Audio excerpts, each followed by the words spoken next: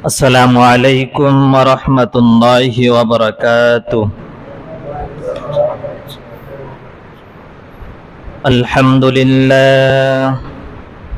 আলহামদুলিল্লাহি নাহমাদুহু ওয়া নাস্তাঈনুহু ওয়া নাস্তাগফিরুহু ওয়া নাউযু বিল্লাহি মিন শুরুরি আনফুসিনা ওয়া মিন সাইয়্যাতি আ'মালিনা।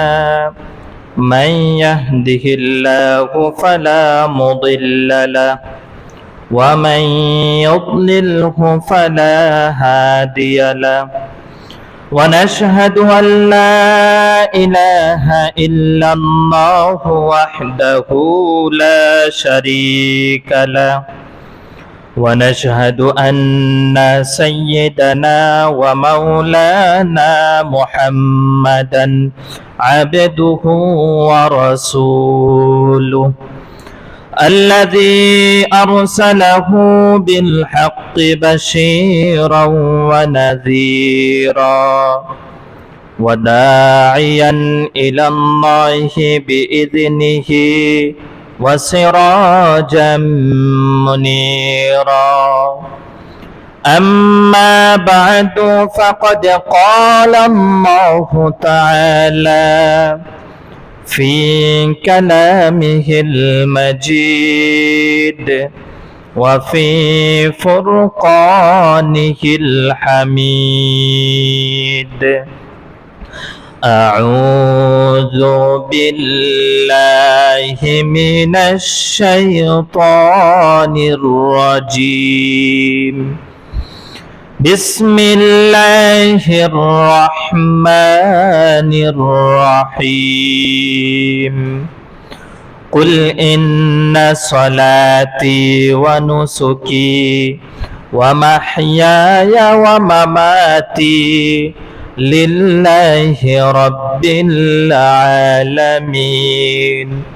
وقال تعالى في شان حبيبه ومعشوقه محبرا وآمرا: إن الله وملائكته يصلون على النبي يا أيها الذين آمنوا صلوا عليه وسلموا تسليما. اللهم صل على مولانا محمد وعلى آله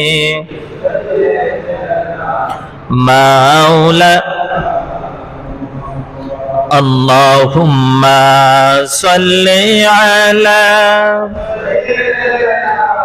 مولانا محمد وعلى آل سيدنا.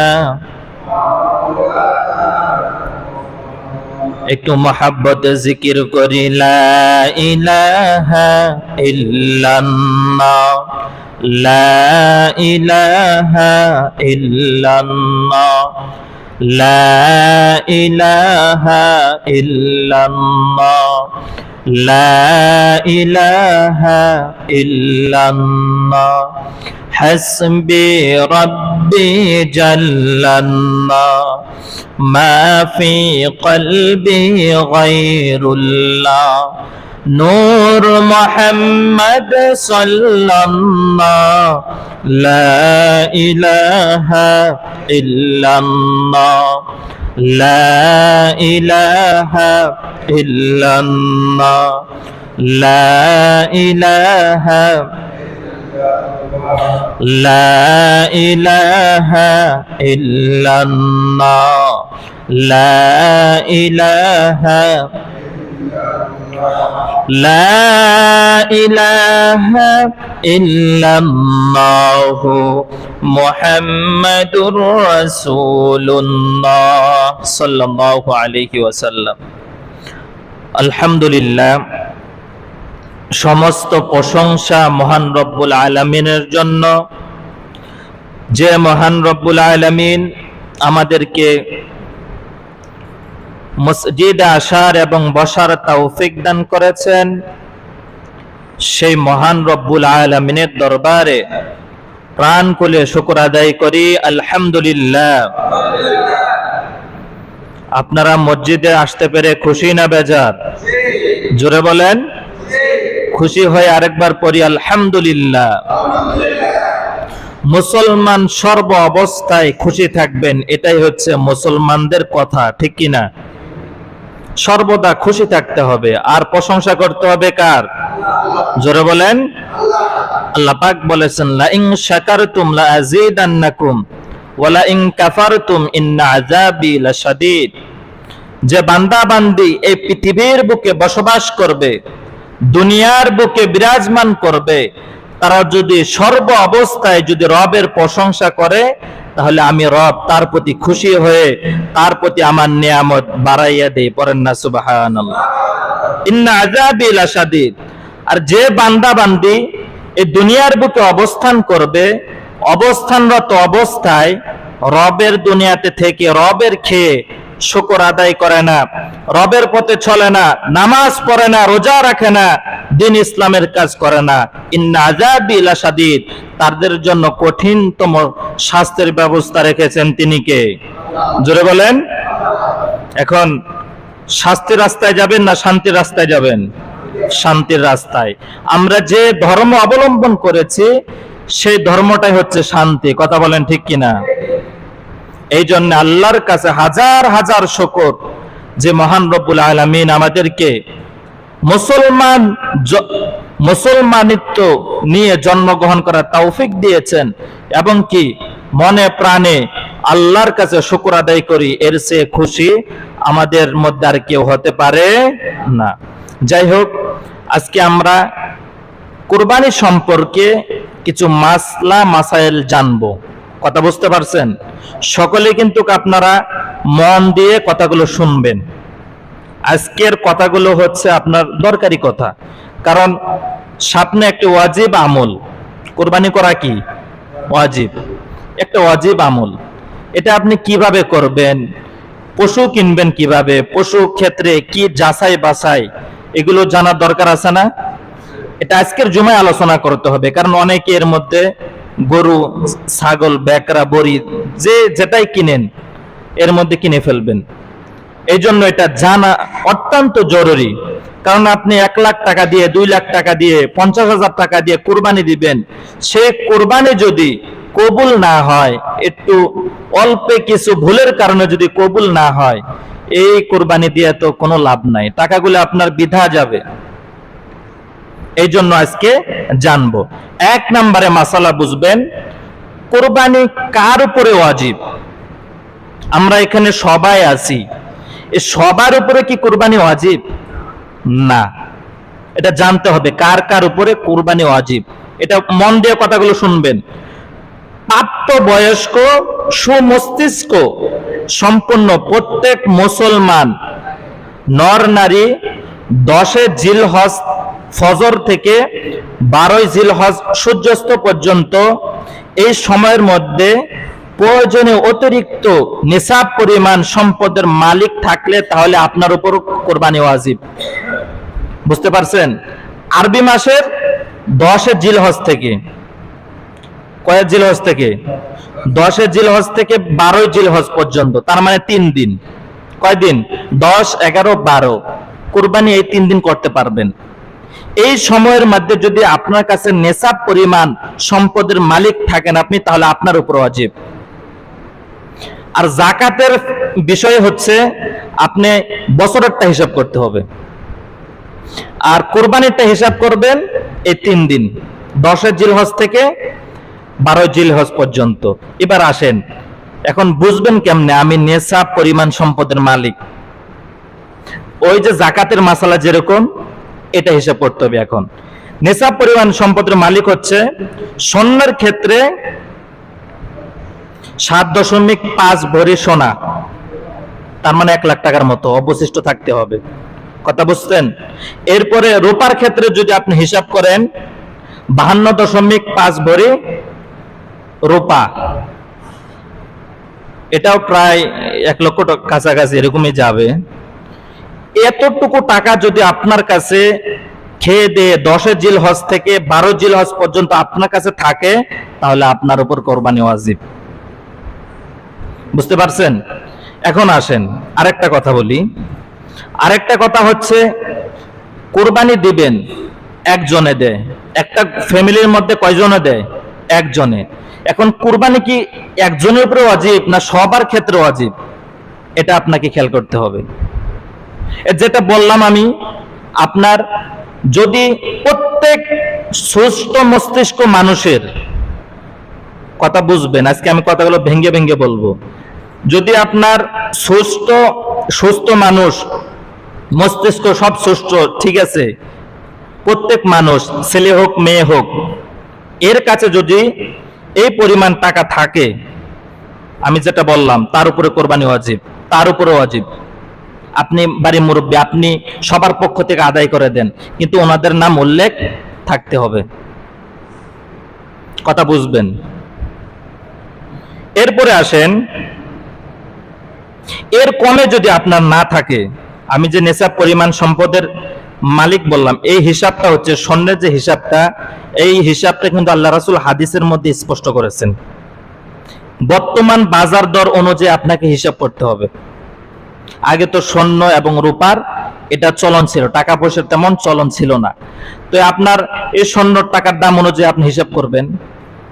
স্বর্ণের ক্ষেত্রে 7.5 ভরি স্বর্ণ যদি আপনার কাছে থাকে, আপনার উপর, অথবা এই পরিমাণ টাকা যদি থাকে, এই দাম অনুযায়ী আপনার উপর কোরবানি কি ওয়াজিব। আবার রূপার ক্ষেত্রে সেম, 52.5 ভরি যদি রূপা আপনার কাছে থাকে, রূপা যদি না থাকে, টাকা তো আছে, এই টাকা অনুযায়ী আপনার উপর কোরবানি কি ওয়াজিব। কথা বুঝতে পারছেন? কোরবানি কার উপরে ওয়াজিব? এবার আসেন, কোরবানির বাজারে আপনারা যাবেন না? পশু কিনবেন না? এখন পশুটার বয়স কতটুকু হতে হবে, তাহলে আপনার এই ওয়াজিবটা আদায় হবে? আপনি বাজারে গেলেন, পছন্দ হয়েছে, গরু একটা নিয়ে আসলেন, দেখা গেল এটা 1 বছরের নিচে হইতে পারে, অথবা খাসি একটা কিনছেন 6 মাস হইতে পারে, কিন্তু বড় হয়ে গেছে, কিন্তু বয়সে আসে নাই, এরকম পশু পাখি কেনা যাবে না, আপনার বয়স খেয়াল করতে হবে। সেই ক্ষেত্রে যদি উট কোরবানি দেন আপনি, তাহলে উটের বয়স হতে হবে কমপক্ষে 5 বছর। কয় বছর? এটা তো আমাদের এলাকায় নাই, এটা যারা আরব কান্ট্রিতে থাকে তারা উট দিয়ে দেয়। তবে উটটার বয়স হতে হবে কমপক্ষে কয় বছর? 5 বছর। এবার আসুন, গরু ও মহিষের ক্ষেত্রে কমপক্ষে 2 বছর হতে হবে। আপনি গরু দিয়ে কোরবানি দিবেন, এর বয়স আপনার হতে হবে কমপক্ষে কয় বছর? 2 বছর, এর নিচে দিলে হবে না। এবার আসুন, আর ছাগল, ভেড়া, দুম্বা যারা কোরবানি দেয়, এর কমপক্ষে 1 বছর হইতে হবে, 1 বছর হতে হবে। তার মানে উটের ক্ষেত্রে হচ্ছে 5 বছর। কয় বছর? আর গরুর ক্ষেত্রে আর 2 বছর, গরু মহিষ 2 বছর, আর ছাগল, ভেড়া, বকরি যে যেটাই বলেন, এটার ক্ষেত্রে কয় বছর? 1 বছর। এখানে আরেকটা মাসালা আছে, যদি ছাগলটা 1 বছরের বয়সে কম হয়, কিন্তু ছাগলটা দেখতে দেখা যাইতেছে অনেক বড়, 1 বছর হবে, 2 বছর হবে, কিন্তু বয়স কিন্তু 6 মাস হয়েছে, তাহলে ওই ছাগল দিয়ে আপনি কোরবানি দিতে পারবেন। কথা বুঝতে পারছেন? ওই ছাগল দিয়ে আপনি দিতে পারবেন, কারণ ওই ছাগলটাতে দেখতে দেখা যাইতেছে 1 বছর হবে অথবা 2 বছর হবে, কিন্তু বয়স কম, খানা ভালো পাইছে, দুধ ভালো পাইছে, সে বড় হয়ে গেছে, এটার উপরে আপনি কি কোরবানি দিতে পারবেন, সমস্যা নাই। এবারে আসুন, কোরবানি পশুর মধ্যে অনেকে আকিকার নিয়ত করে না? করে কি না? কথা বলে না? এটা স্বাভাবিক, অনেকে করে, আকিকার নিয়ত করে।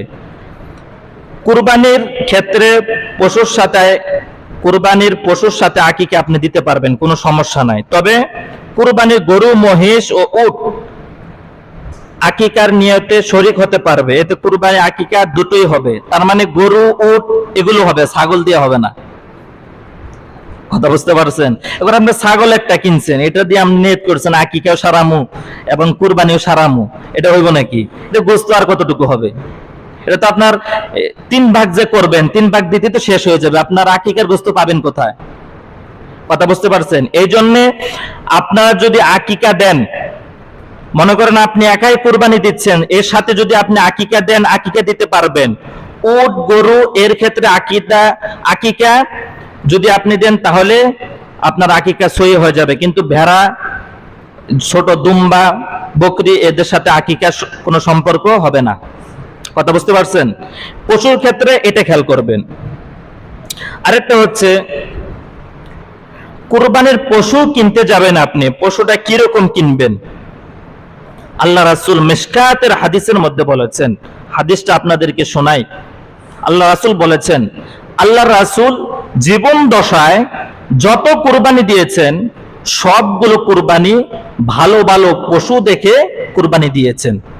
আপনি কুরবানির গরুর বাজারে গেছেন, পা লোলা, চোখ কানা, কান কাটা, লেজ নাই, এরকম গরু কিনে এনে কুরবানি দিতেছেন, এটা সহি হবে না। কুরবানি হবে তবে সহি হবে না।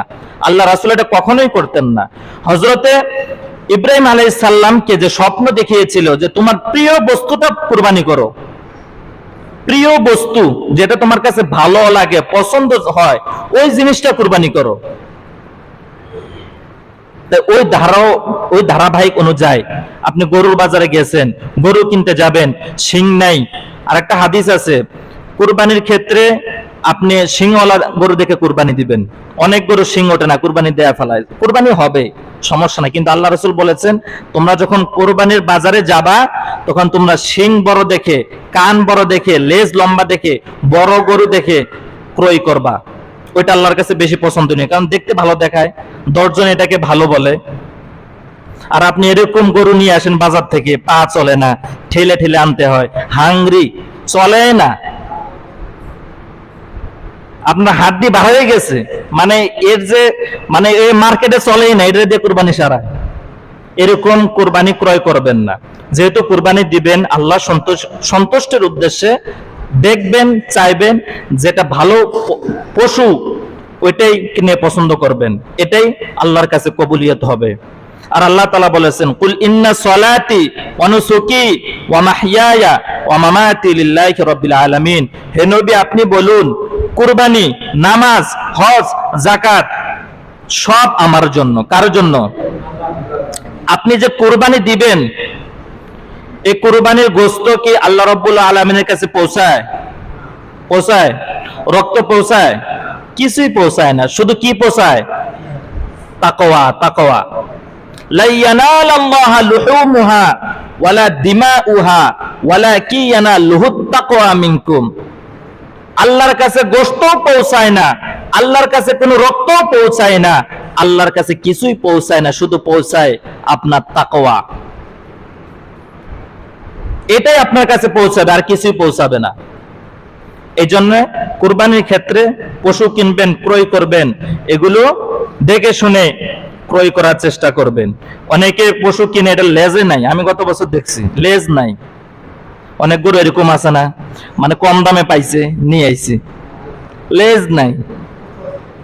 কিন্তু আল্লাহ রাসূল তো স্পষ্ট ভাষায় নিষেধ করেছেন, পশুর কান বা লেজ কাটা হলে এগুলো পশু তোমরা ক্রয় করবা না। জায়েজ হবে, কুরবানি হবে, কিন্তু এগুলো আল্লাহর কাছে পছন্দনীয় নয়।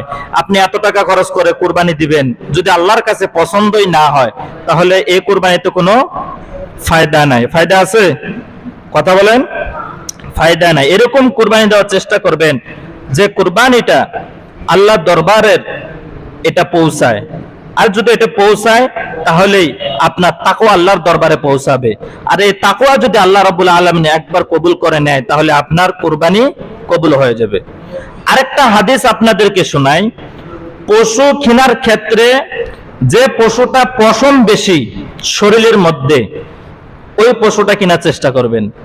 আল্লাহ রাসূল সাহাবায়ে কেরাম আরজ করলেন, ইয়া রাসূলুল্লাহ, ইয়া হাবিবাল্লাহ, পশম বেশি পশু কিনে কি করব? বলে তুমি একটা পশুর মধ্যে যতগুলো পশম বেশি থাকবে অত পরিমাণ তুমি সওয়াব পাইবা।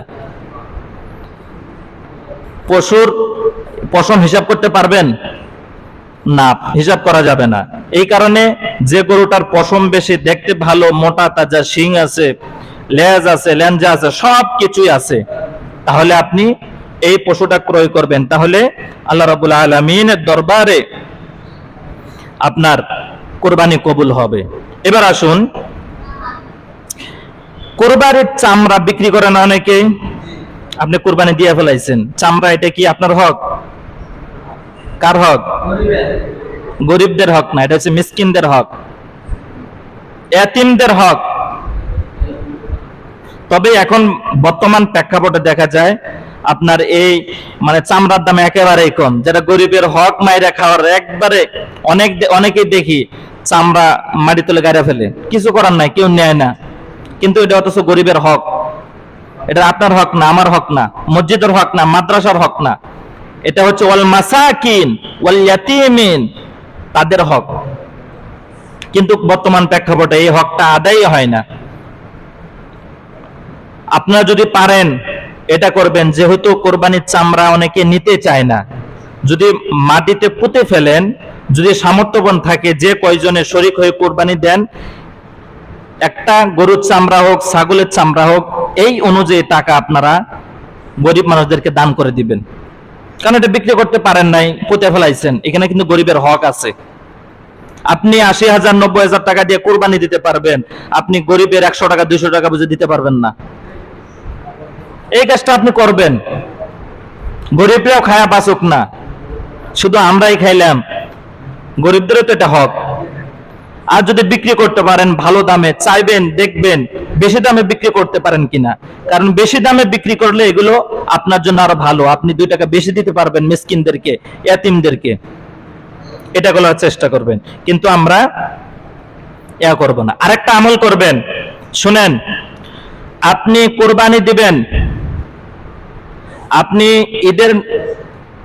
ঈদুল আজহার নামাজের সময়, ঈদুল আজহার একটা সুন্নত আমল হচ্ছে আপনি যখন ঈদগাহে আসবেন না খেয়ে আসবেন, মানে কিছু খাবেন না, রোজার মতো অবস্থায় আর কি, বুঝতে পারছেন? আর ঈদুল ফিতরের মধ্যে হচ্ছে কিছু মিষ্টি মুখ করে ঈদগাহে আসতে হবে। আর আপনি ঈদুল আজহার, আপনি কোরবানি দাতা, আপনি কোরবানি দিবেন, আপনার উপরে কোরবানি ওয়াজিব, আপনি কোরবানি দিবেন, ওই দিনে আপনি কিছু খাবেন না, এভাবে না খেয়ে ঈদগাহে আসবেন। ঈদগাহে আসার পর ঈদের নামাজ পড়ে আপনি যে কোরবানি দিবেন, ওই কোরবানির পশু দিয়ে আপনি ইফতার করবেন, এটা হচ্ছে সুন্নাত আমল। কথা বুঝতে পারছেন?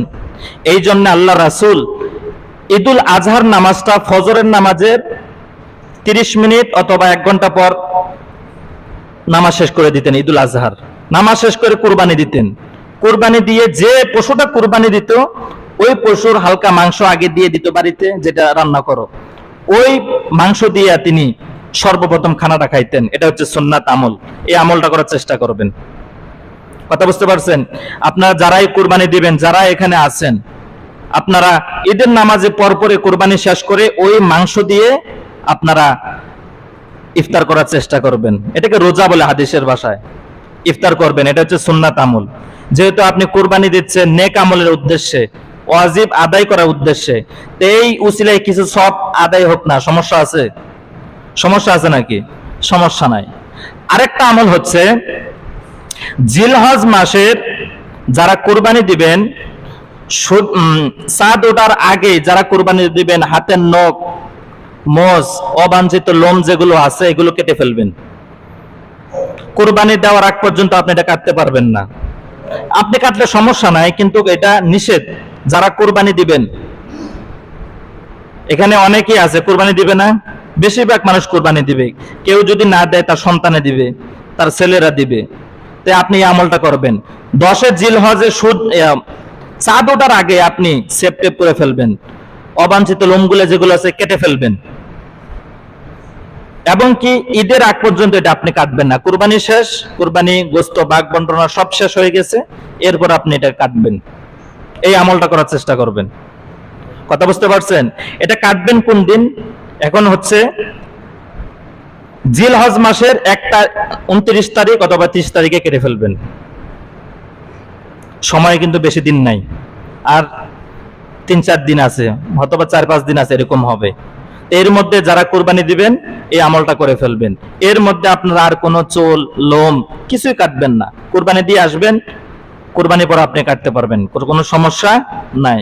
এই আমলগুলা করবেন, এই আমলগুলা করা জরুরি। যেহেতু কুরবানি দিছে সওয়াবের উদ্দেশ্যে, নাকি নাকি লোক দেখানোর উদ্দেশ্যে? হ্যাঁ, সওয়াবের উদ্দেশ্যে। আপনি কুরবানি দিতে পারবেন 7 ভাগে। কয় ভাগে? উট এবং গরু, যেগুলো বড় প্রাণী, মহিষ, উট, গরু, এগুলো 7 ভাগে কুরবানি দিতে পারবেন, কোনো সমস্যা নাই। শুধুমাত্র ছাগল, বকরি, ভেড়া, দুম্বা এদের ক্ষেত্রে শুধু একাই। বুঝতে পারছেন? এখন আসেন, একটা প্রশ্ন আসে যে 7 ভাগের মধ্যে আপনার একজনের যদি নিয়ত সহি না থাকে, তাহলে সবগুলাই কিন্তু গোল্লায়, মানে সবগুলাই মায়ের। আল্লাহর রস্তে একটা কথা বলি, মনে রাখবেন, আল্লাহর রস্তে কুরবানি গরুটা যে ক্রয় করবেন, 7 জন হোক, 5 জন হোক, 2 জন হোক, সবাই মিলে আল্লাহর রস্তে পশুটা কেনার পর আর কোনো মন্তব্য করবেন না। অনেকে মন্তব্য করে লস হয়েছে, 7 জনের মধ্যে যদি একজন বলে লস হয়েছে, তাহলে এটা আপনি আল্লাহর উদ্দেশ্য করতেছেন। লস লাভ এটা আল্লাহ না দেখবে আপনার। আপনি এগুলো মন্তব্য করেন কেন? এগুলো কখনোই করবেন না, এটা ঠিক না। এমন আছে আপনার কুরবানিটাও বরবাদ হয়ে যেতে পারে। অনেকে সমাজের মধ্যে 7 জন, 6 জন, 4 জন, যে যেভাবে পারে দিচ্ছে না কুরবানি। কুরবানি হবে, শুধু একজনে বলে লস হয়েছে, গোস্তটা তো 4 মণ হওয়ার কথা, 2 মণ হবে, গোস্তটা 1 মণ হবে, এরকম মন্তব্য করতে করতে 7 জনের কুরবানি মাটি করে দেয়। এগুলো কখনো করবেন না। আল্লাহর রাস্তায় এটা করবেনই না। কিনছেন আল্লাহর রাস্তায়, কিনছেন আল্লাহর রাস্তায় দিবেন, এটা আল্লাহর রাস্তায় দিবেন না, এটা আল্লাহর রাস্তায় দিবেন না। তা আপনি আল্লাহর রাস্তায় দিবেন, তাকওয়া আপনার দেখবে, তাকওয়া। গরু তো আপনার দেখবেন আল্লাহ। আপনি 10,000 টাকার গরু কিনছেন না 20,000 টাকার গরু কিনছেন না 2 লাখ টাকার গরু কিনছেন, ওইটা আল্লাহ তাআলা দেখবে না। আল্লাহ দেখবে লা ইয়ানালাল্লাহু লুহুমুহা ওয়ালা দিমাউহা ওয়ালাকিন ইয়ানালুহুত তাকওয়া। আপনার তাকওয়াটা দেখবে। আপনি যে পশুটা ক্রয় করবেন, গোশত কিন্তু আল্লাহ তাআলা নেয় না। নেয় নাকি? রক্ত নেয় নাকি? চামড়া নেয় নাকি? গোশত তো আপনার ভাগে পড়েই রয়েছে। শুধু পৌঁছাবে আপনার তাকওয়া। আর আপনার তাকওয়া যদি এরকম হয়, 2 লাখ টাকা দিয়ে গরু কিনলাম, লস হয়েছে, গোশত কম হবে, এরকম মন্তব্য কইরা কুরবানিটা শেষ, এটা কখনোই করবেন না। এটা কুরবানির পশু ক্রয় করবেন, এরকম মন্তব্য আর কখনোই করবেন না। কেনার আগে বুক করিয়েন যে কিরকম কিনা যায়, 7 জনে হোক, 2 জনে হোক, আপনারা বসে পরামর্শ করবেন যে কোনটা কিনা যায়, কোনটা করলে ভালো হয়। আপনারা এটা পরামর্শ করবেন। এটা পরামর্শ না করে কেনার পরে মন্তব্যের শেষ নেই। আপনি কোরবানি দিবেন আল্লাহর সন্তুষ্টির উদ্দেশ্যে, এটা সন্তুষ্টি হইল নাকি? নিজেরা গুতাগুতি করে শেষ। এই জন্য হাদিসের মধ্যে এসেছে আল্লাহ রাসূল কখনো শরীকে কোরবানি দিতেন না, নিজেই দিতেন। কারণ কার অন্তরে কি আছে সেটা আল্লাহ ছাড়া কেউ জানে না। আপনার অন্তরে কি আছে এটা আমি জানি নাকি? আমার অন্তরে কি আছে এটা আমি জানি নাকি? আমি জানি, কিন্তু আপনারা জানেন না। কিন্তু আপনারা 6 জনে কোরবানি দিচ্ছেন একসাথে, কার অন্তরে কি আছে এটা কেউ জানে না। জানে নাকি? মনের মধ্যে খুতু কাদু থাকলে কুরবানি হবে না। অনেকে আবার কুরবানির গোস্ত ভাগ বটরা যখন হয়, গোস্ত কম হয়েছে, কলজা কম হয়েছে, গুড়টা কম হয়েছে, এগুলো কইরা এই কুরবানি শেষ। এটা হয় স্বাভাবিক, সমাজে অহরহ হইতেছে। এটা হইতেছে যে আমি 20,000 টাকা দিলাম, 2 লাখ টাকা কুরবানির মধ্যে, আমার গোস্ত কম হয়েছে, আমারে কম দিচ্ছে, এটা কুরবানি হইলো নাকি? এটা আপনার গোস্ত খাওয়াই হচ্ছে। এগুলো মন্তব্য কখনোই আপনি করবেন না, এটা আল্লাহ রাসূল নিষেধ করেছেন। এবার আসুন আরেকটা মাসালা জানেন, মৃত মানুষের পক্ষ থেকে কুরবানি দেওয়া যাবে কিনা, এটা একটা মাসালা শুনেন। মৃত মানুষের পক্ষ থেকে কুরবানি দিতে পারবেন কিনা। এখানে 60টা মাসালা আমি লিখে আনছি কোরআন হাদিস থেকে, সবগুলো বলার সময় কম। এটার ফতোয়া হচ্ছে, ফতোয়া আলমগীরে ফতোয়া স্বামীর মধ্যে এসেছে, মৃত ব্যক্তি যদি ওসিয়ত করে যায় যে আমার তো ধন সম্পত্তির অভাব নাই, আমার পক্ষ থেকে প্রতি বছর কুরবানি দিতে হবে তোমাদের সন্তানদেরকে, যদি এরকম ওসিয়ত করে যায় তাহলে আপনার কুরবানি দিতে হবে। আর যদি ওসিয়ত না করে যায়, যদি ওসিয়ত করে আমি মারা গেলে আমার মারা যাওয়ার পরের বছর কুরবানি দিও, তোমরা দিতে পারবা, কোনো সমস্যা নাই। কথা বুঝতে পারছেন? এটা দিতে পারবেন, এতে কোনো সমস্যা নাই। আরেকটা হচ্ছে কুরবানি গোশত জমিয়ে রাখে না, এটা মাসালা। জামিউল কোরআনের মধ্যে হাদিস এসেছে, আমরা কি করি, এই বছর কুরবানি দিছি, একবারে আগামী বছর কুরবানি পর্যন্ত গোশত ফ্রিজের মধ্যে জমায়ে রাখি, এটা খাওয়ার জন্য। জমায় রাখি না, এটা আদৌ ঠিক না, এটা আদৌ ঠিক না। আপনি গোস্ত কয় ভাগ করবেন? 3 ভাগ না? 3 ভাগ নিজের, 1 ভাগ আত্মীয় স্বজন, এবং মানে বটোয়ারা গোস্ত যেটা বলে 3 ভাগ না? তা আপনার ভাগে যেটা আছে আপনি এটা আজীবন জমায়ে রাখছেন, অথচ আল্লাহ রাসূল 3 দিনের বেশি গোস্ত রাখতেন না, 3 দিনের বেশি। এখন আপনি মনে করতেছেন আমার ভাগেরটা তো আইছে, এখন আমার বাড়ির ফ্যামিলির 2 জন মেয়ে 3 জন মেয়ে, আমি তো অনেকদিন খেতে পারবো, আমার ভাগেরটা না রাখছি সবগুলো তো দিয়ে দিচ্ছি। না, আপনার ভাগেরটা হলে ওইটা মানুষকে দিয়ে দিবেন। আপনার যদি আপনার ওই পরিমাণ গোস্ত রাখা যে আপনার ফ্যামিলি খাইতে পারবে 3 দিন 4 দিন, ওইটা রাখে আপনি বাকিটা গরিব মানুষদেরকে দিয়ে দিবেন। কিন্তু আমরা এটা করি না, নিজের ভাগেরটা দিতেই চাই না। 2 ভাগ তো দিছি, এটা কেন দিব আমরা? একবারে গোস্ত জমায় রাখছে, আগামী কুরবান বছর খাইতেই আছে। কিন্তু আল্লাহ রাসূল 3 দিনে বেশি রাখতেন না। আল্লাহ রাসূলের ভাগে যেটা ছিল ওটা ইনি খাইতেন, খাওয়ার পর যদি অবশিষ্ট থাকতো এটা মানুষদেরকে দিয়ে দিতেন। এবার আসুন, কুরবানি আপনি 3 দিন দিতে পারবেন। কয় দিন? 10, 11, 12, 3 দিন দিতে পারবেন। কিন্তু আমরা বাংলাদেশ রীতি অনুযায়ী আমরা একদিনেই করি, সমস্যা নাই, কিন্তু পরের 2 দিনে আপনি কি দিতে পারবেন। এই জন্যে এই আমলটা করার চেষ্টা করবেন। আর ঈদগাহ যাওয়ার আরেকটা সুন্নাত আমল হচ্ছে, এটা আমি ঈদুল ফিতরের সময় আপনাদেরকে বলেছি, যে আপনি ঈদগাহে যাবেন, এক রাস্তা দিয়ে যাবেন, অন্য রাস্তায় দিয়ে কি আসবেন। আর ঈদুল আজহার মধ্যে জোরে জোরে তাকবীর বলবেন, আল্লাহু আকবার, আল্লাহু আকবার, লা ইলাহা ইল্লাল্লাহু, আল্লাহু আকবার, আল্লাহু আকবার, ওয়ালিল্লাহিল হামদ। এই তাকবীরটা জোরে বলতে হবে, জোরে জোরে বলে আসবেন ঈদগাহে। এটা সুন্নাত আমল। কথা বুঝতে পারছেন? এখানে অনেক মাসালা, এতগুলো বলার সময় কম, যেগুলো পয়েন্ট আমি এগুলো বলতেছি, আপনাদের যেটা জানার দরকার সেটা বলতেছি। আরেকটা হচ্ছে কুরবানির মাংসের যে বন্টন অনেকে অনুমান করে দিয়ে দেয়, এটা আদৌ ঠিক না। 3 ভাগ করেন না, 3 ভাগ সম পরিমাণ মাপবেন, ঠিক আছে কিনা, এটা মাসালা। কুরবানির গোশত বন্টন করবেন অনুমান করে নয়, আপনি এটা পাল্লা দিয়ে মাপবেন যে ঠিক আছে কিনা, 3টা বরাবর আছে কিনা, এই অনুযায়ী মাপ করে আপনি জাজির বাগেরটা দিয়ে দিবেন। আর আপনারা যারা এখানে আছেন, আপনাদের যদি তৌফিক থাকে আপনারা একাকে কুরবানি দেওয়ার চেষ্টা করবেন, এটা হচ্ছে সবচেয়ে উত্তম কাজ। একটা ছাগল হোক, একটা বেড়া হোক, একটা দুম্বা হোক, সমস্যা নাই। অনেকেই 2 লাখ 3 লাখ টাকার গরু নিয়ে আসে, কিন্তু মানুষের 6 জনে নিয়ে আসে, 7 জনে নিয়ে আসে, ওই কুরবানি হওয়ার মধ্যে সন্দেহ আছে, কারণ একজনের মধ্যে গন্ডগোল থাকলে বাকি সবগুলাই বরবাদ। কথা বুঝছেন নি? সবগুলাই বরবাদ। এই জন্য আপনি এত বাহাবা দেওয়ার দরকার নাই। তো আপনি কুরবানি দিবেন আল্লাহ তাআলার উদ্দেশ্যে, আপনার সামর্থ্য যতটুকু ওই অনুযায়ী আপনি একটা পশু ক্রয় করেন, গরু হোক, ছাগল হোক, ভেড়া হোক, যেটাই হোক, নিজে নিজে কুরবানি দেওয়ার চেষ্টা করবেন। এটা হচ্ছে সবচেয়ে উত্তম কাজ, এই আমলগুলো করার চেষ্টা করবেন। আরেকটা মাসালা,